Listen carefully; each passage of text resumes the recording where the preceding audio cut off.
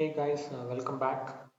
In this video, I will talk about the fixed point multiplication. This is the continuation video, but this time we will look into the multiplication of two different Q formats. All right. So in the previous video, I had taken the example of 1.42 multiplied by 1.42, right? So considering the range of values that the Q format supports, I had chosen that the Q1.1.14 is the right format for these two numbers, and I was trying to multiply the same Q14 formats. So, and I wanted to keep the same format as the output, but in this case, we saw that in the previous video there was a saturation, and to avoid the saturation, uh, considering into the range of values, I was mentioning that we need 1.2.13. But how to choose what should be the right output Q format? So by clearly looking into the ranges, okay, Q14 supports plus 1.99 till minus 2, right?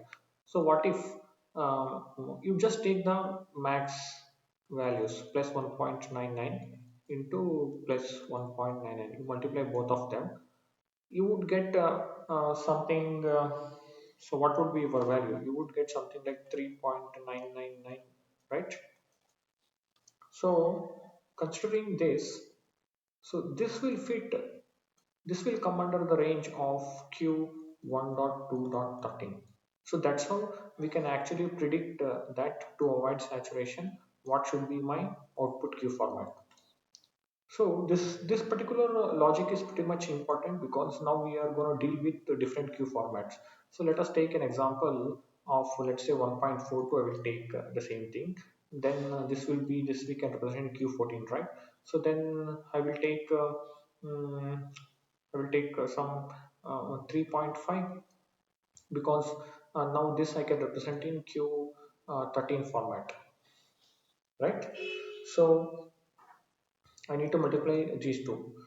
Now, what should be my output Q format? Okay, whether can I retain in Q14 or should it be Q13? Is it possible?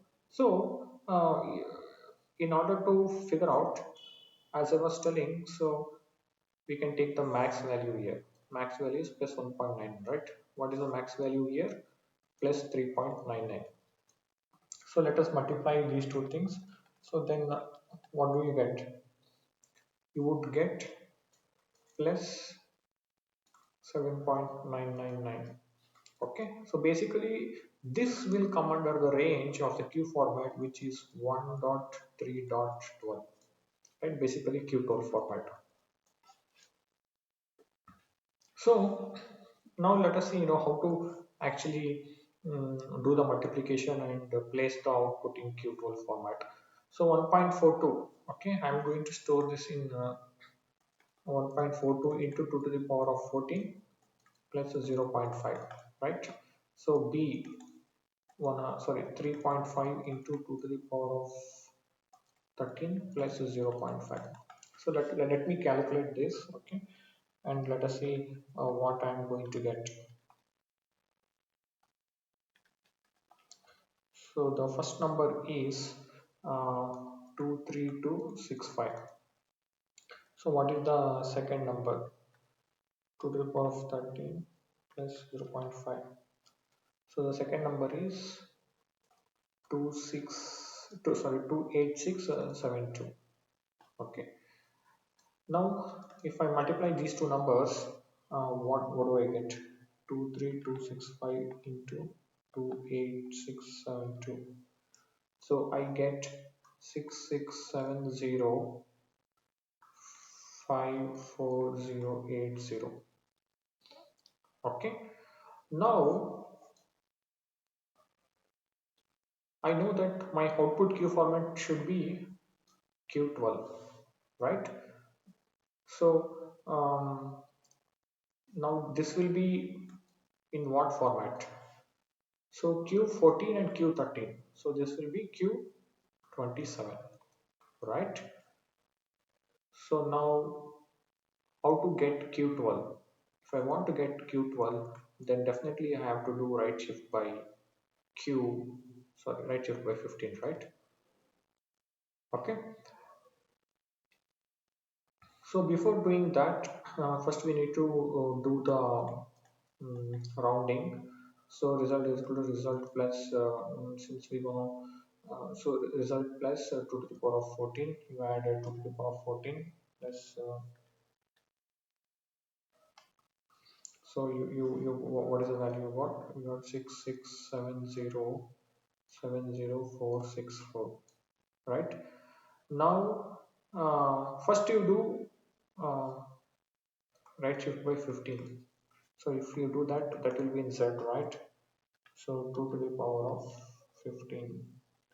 So I get 20357. So this you can check for saturation. Okay.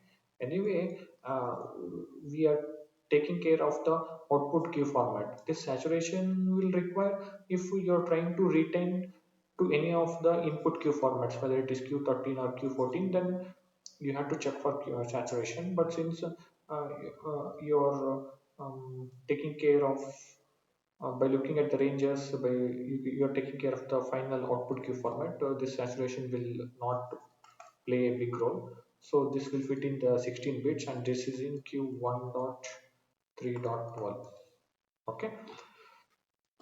So what is my value if I multiply 1.42 into 3.5? So that is 4.97, right? So whether I'm getting the same answer, closer answer, let us see. So now the Z value I have to divide by to get into float. What is that I need to do? I have to divide by 2 to the power of 12 because now it is in Q12 format. Okay.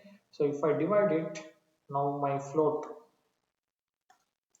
ZF is equal to 4.96997.